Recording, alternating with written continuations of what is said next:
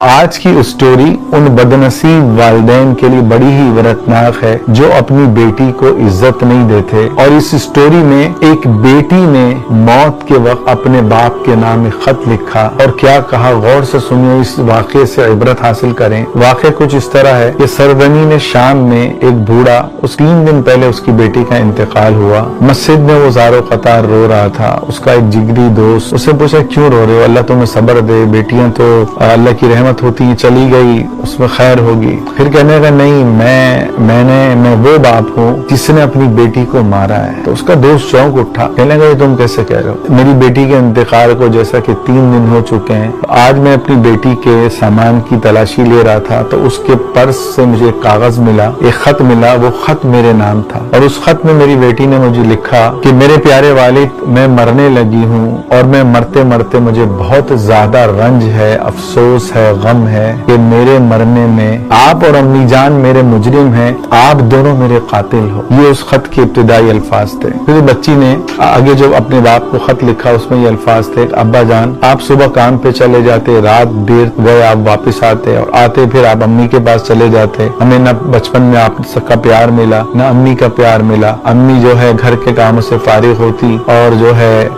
پڑوسن میں دوستوں میں باتوں میں لگ جاتی، یا پھر امی شاپنگ کے لیے نکل جاتی، اور میں بڑی بہن تھی، یک کے بعد دیگر بھائی بہن آتے رہے، میں ان کی دیکھ بھال کرتی اور سارے کام کرتی گھر کے۔ پھر میں کالج سے یونیورسٹی پہنچ گئی اور اللہ کی شان امی بیمار ہو گئی تو سارے گھر کی ذمہ داریاں مجھ پر آ پڑی، میں گھر کے سارے کام کرتی، یونیورسٹی کی جو پڑھائی کرنی ہوتی وہ پڑھائی میں کرتی، میں نے گھر کے بھی کام کیے، گھر کا خرچہ اٹھانے بھی مدد کری، میں اسکول میں پڑھاتی، اس کے بعد واپس آتی تو گھر کے کام کاج کرتی، جو میں کر سکتی تھی میں نے کیا، مگر کسی کو بھی احساس نہیں ہوا، نہ آپ کو نہ امی کو، کہ میں جی جان لگا کر اپنے گھر کو سنبھالی ہوئی ہوں، میں بھی ایک گوشت پوشت کی انسان ہوں، میرے پاس بھی دل ہے۔ ابھی آپ نے میرے بارے میں سوچا، میرا بھی جی چاہتا تھا جب میں اپنی دوستوں کو دیکھتی کہ ان کا گھر بس رہا ہے اور ان کے دل میں نئی نئی امنگیں ہوتی تو میرے دل میں بھی خواہش ہوتی کہ کاش میرا کسی نیک شخص سے نکاح ہو، میری شادی ہو، اور جو ہے میں اپنے بچوں کو دیندار بناؤں۔ میں نے یہ ارادہ کیا تھا جب میری نئی زندگی شروع ہوگی، میرا کسی سے نکاح ہوگا۔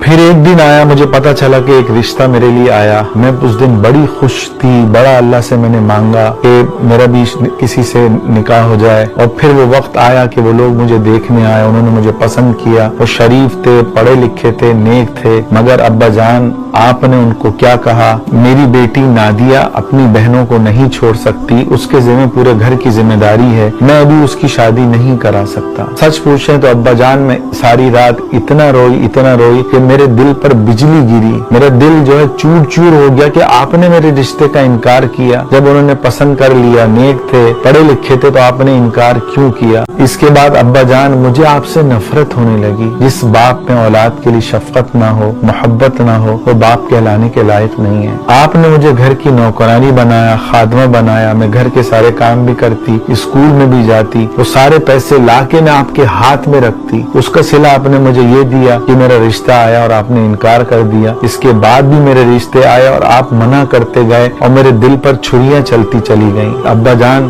آپ کو ایک سونے کا انڈا دینے والی مرغی مل گئی تھی جو آپ کو کما کے بھی دیتی تھی اور گھر کے کام بھی کرتی تھی، حتیٰ کہ میرے رشتے آنا بند ہو گئے اور میرے بالوں میں سفیدی آ گئی اور میں 35 سال کی ہو گئی۔ پھر کہنے لگی اللہ نے میری دعا سنی، میرا غم سنا اللہ نے، اور پھر میرے سینے میں درد ہوا اور ڈاکٹروں کے پاس لے جایا گیا تو پھر پتا چلا کہ میں چند ہی مہینوں کی مہمان ہوں اور میری سرجری بھی ہوئی۔ پھر وہ کہنے لگی کہ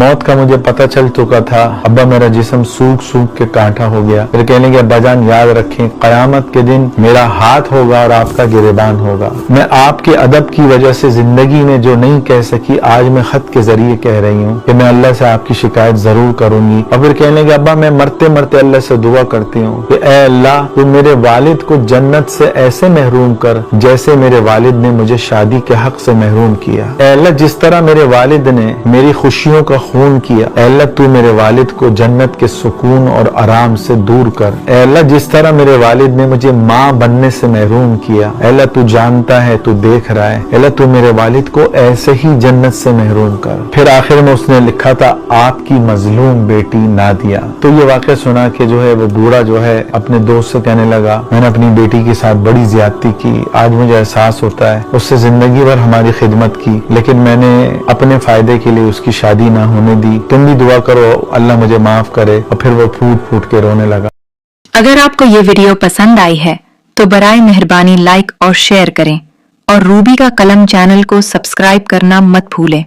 शुक्रिया।